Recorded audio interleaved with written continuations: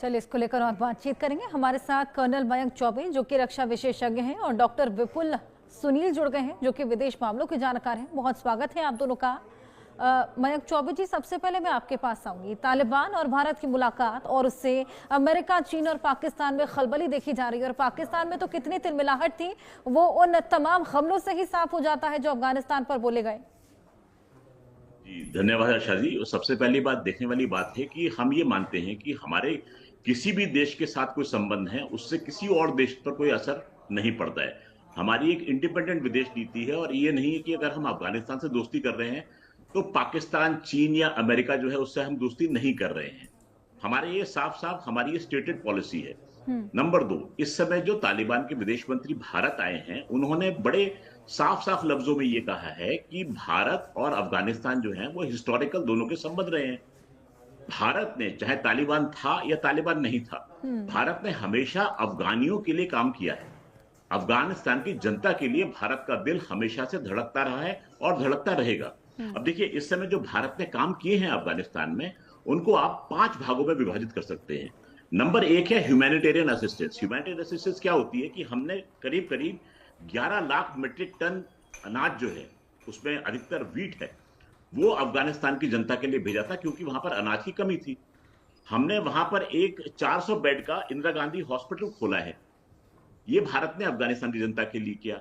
तीसरी चीज, वहां पर हमने इकोनॉमिक डेवलपमेंट की बात की है। प्राइवेट पार्टीज जो है वहां पर कई एक्शन ले रही हैं, जिसमें कि टोटल 131 प्रोजेक्ट्स जो हैं वो 31 प्रोविंसेस में चल रहे हैं। अफगानिस्तान जो है उसमें टोटल 34 प्रोविंस है।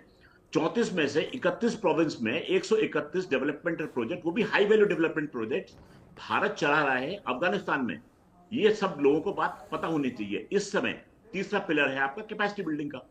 कैपेसिटी बिल्डिंग में क्या आता है कि हमारे देश में इस समय 3500 अफगान जो हैं वो ट्रेनिंग ले रहे हैं, शिक्षा ग्रहण कर रहे हैं। 1000 तो आईसीसीआर के अंडर में आते हैं और हम हर साल कम से कम 625 अफगानिस्तान के स्टूडेंट्स को बुलाते हैं आईटेक प्रोग्राम के अंतर्गत, जो कि मिनिस्ट्री ऑफ एक्सटर्नल अफेयर्स चलाती है। आईटेक प्रोग्राम में अप्रोक्सीमेटली 10,000 लोगों को ट्रेन किया जाता है भारत द्वारा। उसमें से सबसे हाईएस्ट फिगर जो है, सबसे ऊंचा नंबर जो है वो अफगानिस्तान का आता है, 625 का। तीसरी चीज है इंफ्रास्ट्रक्चर डेवलपमेंट का। आपको ध्यान होगा, भारत पाकिस्तान संधि, भारत अफगानिस्तान मैत्री सलमा डैम जो था वो भारत ने बनाया है अफगानिस्तान में। अफगानिस्तान की पार्लियामेंट की बिल्डिंग का निर्माण भी हमने किया है। हमने क्या किया है कि वहां पर 220 मेगावाट का एक संयंत्र लगाया है बिजली के लिए। हमने कनेक्टिविटी के नाम पर वहां से चाबहार पोर्ट को एक्टिवेट किया है, जिससे कि चाबहार पोर्ट से अफगानिस्तान की कनेक्टिविटी जो है वो बरकरार की जा सके। जेरांग दिलाराम हाईवे जो है 218 किलोमीटर का, इसको हमने ऑपरेशनल किया है। हमने India Afghanistan air freight corridor को खोला है, जिससे कि अफगानिस्तान के साथ हमारा जुड़न हो सके। तो आप देखिए, हर तरफ से भारत अफगानिस्तान के साथ में अपनी मैत्री को तो रख ही रहा है, और भारत का काम करने का तरीका जो है और देशों से फर्क है। हम जो है हम काम करते हैं उन देशवासियों के लिए और हम उसके एवज में कुछ भी देखते नहीं है। चीन अगर काम करता है तो चीन उनको एक लोन देता है, भारत एक तरीके से ग्रांट देकर काम कर रहा है, यानी कि हम अपना पैसा उसमें लगा रहे हैं। तो आप देखिए, हम चहुमुखी विकास जो है अफगानिस्तान का वो चाहते हैं और उस दिशा में आगे बढ़ रहे हैं। और कहीं ना कहीं तालिबान भी इस चीज को समझता है, इसीलिए उनका रुख भारत के प्रति जो है वो आज हमें देखने को मिल रहा है। बिल्कुल। और डॉक्टर विपुल जी, मैं आपके पास आऊंगी। इससे भारत को क्या कुछ फायदा मिलेगा? एक बात जो निकलकर सामने आ रही है कि आतंकवाद से सुरक्षा भारत को मिलती हुई नजर आएगी। क्या अफगानिस्तान वाकई इसमें सक्षम साबित हो पाएगा?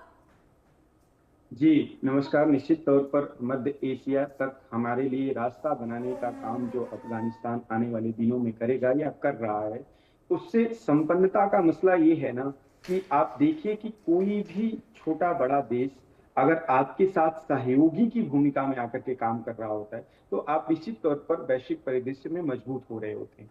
जैसा बहुत अच्छी बात बता रहे थे कि जैसे चीन ने हमसे पहले प्रयास किया, ये तालिबानी सरकार आने के बाद आप जानते हैं कि चीन ने लगातार प्रयास किया, ऐसा मीडिया में रहा है, न्यूज लगातार आती रही है कि चीन ने लगातार प्रयास किया कि इस सरकार से संबंध बेहतर हों, इनके साथ भी अफगानिस्तान से बेहतर संबंध रखें।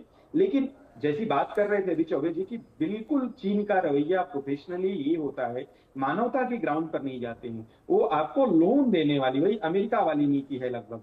और हम मानवता के ग्राउंड पर जाकर के और अफगानिस्तान के साथ खड़े हैं। दिल्ली विश्वविद्यालय के जिस प्रांगण में बैठ करके मैं आपसे बातचीत कर रहा हूं आपके चैनल पर, और मैं ये कह सकता हूं कि आईसीसीआर और तमाम अन्य समझौतों के तहत अफगान के जो छात्र हमारे यहाँ अध्ययन करने आते हैं, उनसे लगातार बातचीत के दरमियान भी हम ये पाते हैं कि उनका एक स्वाभाविक लगाव है भारत से, और वो कहते हैं कि स्वाभाविक मित्र के रूप में देख रहे होते हैं।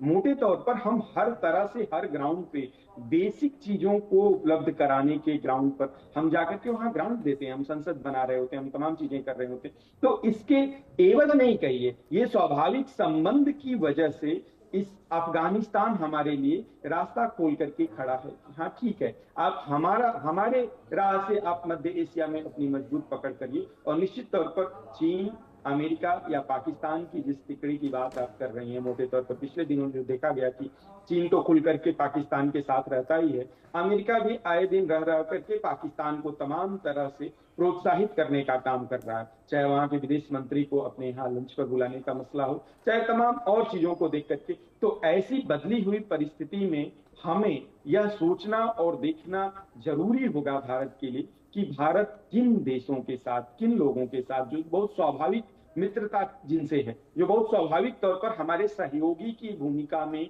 हो सकते हैं, हमारे साथ कंधे से कंधे मिलाकर के खड़े हो सकते हैं, तो निश्चित तौर पर अफगानिस्तान का नाम उनमें से आता है। रूस के साथ अफगानिस्तान और तमाम अन्य देश जो, अब आप पिछले दिनों आपने ये भी देखा है कि सऊदी अरब ने पाकिस्तान के साथ कैसा समझौता किया, उन्होंने कैसे कहा कि एक्ट ऑफ वार माना जाएगा, मतलब आप समझिए कि पाकिस्तान पर होने वाली हर लड़ाई को, हर हमले को अपने पर मानेंगे। तो ऐसी परिस्थिति में हमारे लिए अफगानिस्तान का साथ होना बहुत राहत की बात है।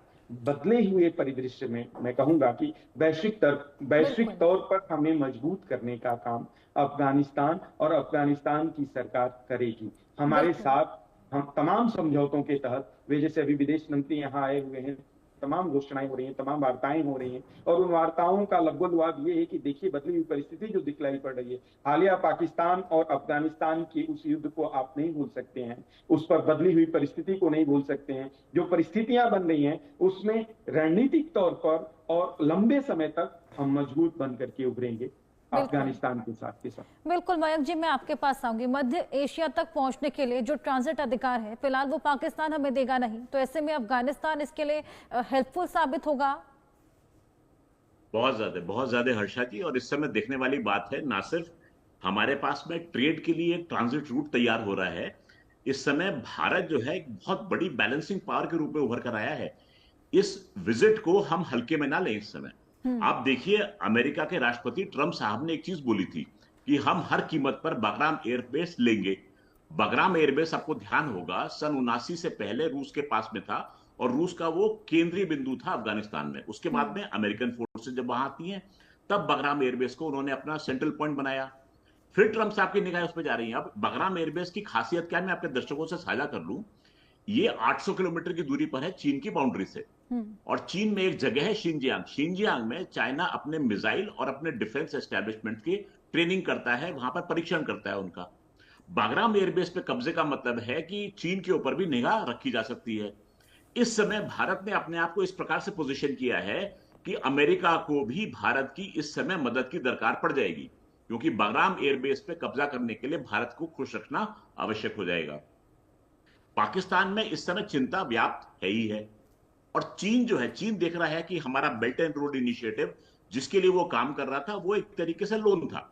अफगानिस्तान जानता है, और बल्कि मैंने बहुत सारे देशों के राजनयिकों से बात की है, और सबका कहना यह है कि हम समझते हैं चीन के पास में, वो कहते हैं डीप पॉकेट से उनके पास में पैसे हैं, वो आते हैं, अपना संयंत्र लेकर आते हैं, अपने वर्कर्स लेकर आते हैं, हमारी जमीन का इस्तेमाल करते हैं, रॉ मटेरियल हमसे लेते हैं, बनाते हमारे यहां पर हैं और हमें ही बेच देते हैं। यानी कि मुनाफा जो है पूरा का पूरा तौर पे चीन को जाता है। भारत क्या करता है, कैपेसिटी बिल्डिंग करता है।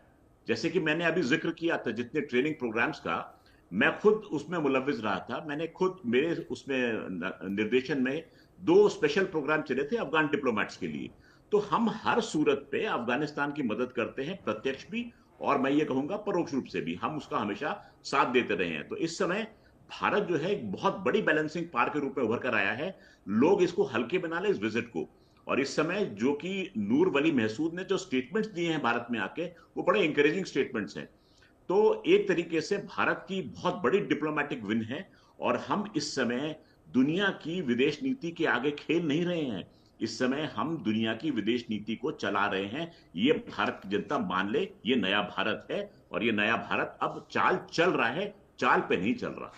जी हर्षा जी, बिल्कुल, इसको बड़ा गेम चेंजर साबित होते हुए देखा जा सकता है। जिस तरीके से ये तमाम ऐलान भी यहाँ पर किए गए हैं, चाहे वो यहाँ पर ये मध्य एशिया में ट्रांजिट रोड को लेकर ही क्यों ना हो, उससे भी खासा मदद मिलेगी और आतंकवाद को लेकर भी समर्थन मिलेगा। डॉक्टर विपुल जी, मैं आपके पास आऊंगी। अब जिस तरीके से टेंशनें अमेरिका में बढ़ चली हैं, चीन में बढ़ चली हैं, क्या लगता है उनका क्या रुख रहेगा? जी, ऑडिबल हूं मैं हर्षा जी? जी जी जी, निश्चित तौर पर इस बदली हुई परिस्थिति में जिसका जिक्र अभी हम कर रहे थे कि अफगानी विदेश मंत्री के जिन वक्तव्यों को हम देख रहे हैं और जिस तरह का उनका मतलब उनके तरफ से एकदम खुला निमंत्रण आमंत्रण कह लीजिए कि है कि आप मोटे तौर पर हमारे जो भी संसाधन हैं, जिन संसाधनों के बरक्स दुनिया देखना और समझना चाहती है कि दुनिया के बदलते हुए परिदृश्य में क्या हालात बनेंगे, उस पर वो पहला अधिकार जिस तरह का वक्तव्य वो दे रहे हैं, कह रहे हैं कि भारत का बनता है। तो निश्चित तौर पर पाकिस्तान और चीन की अगर बात करें हम, तो चीन के लिए एक बदली हुई परिस्थिति में, हालांकि हमने पिछले दिनों ये भी प्रयास किया है कि चीन से भी हमारे संबंध बेहतर हों, उसकी वानगी देखने को मिली जब पिछले दिनों अमेरिका की तरफ से हम पे टैरिफ वार किया गया और तो हमने ये दिखाया कि देखिए पड़ोस का देश है हमारा चीन और हम चीन से भी समझौता करने के लिए, चीन से दोस्ती का हाथ बढ़ाने के लिए खुले तौर पर हम तैयार हैं। और उसके बाद आप देखिए कि अमेरिका के प्रेसिडेंट के उस वक्तव्य को नहीं भूलना चाहिए जिसमें वे कहते हैं कि हमने चीन और भारत को खो दिया, भारत और रूस को खो दिया। तो इस तरीके से आप देखिए, निश्चित तौर पर मैं इस बात से कर्नल साहब के सहमत हूं कि बदली हुई परिस्थिति में हम अब, पहले क्या होता था कि हम वैश्विक मुद्दों पर हम दूसरों से सिफारिश लगाते थे, कई देशों से, हम जैसे रशिया से कह रहे होते थे, लेकिन अब हम खुद का स्टैंड लेते हैं और अब देखना होगा कि क्या लाभ इसका मिलता हुआ हमें नजर आएगा। बहुत शुक्रिया विपुल जी, बहुत शुक्रिया मयंक जी हमारे साथ जुड़कर अपने इनसाइट शेयर करने के लिए। इसी के साथ वक्त एक ब्रेक का।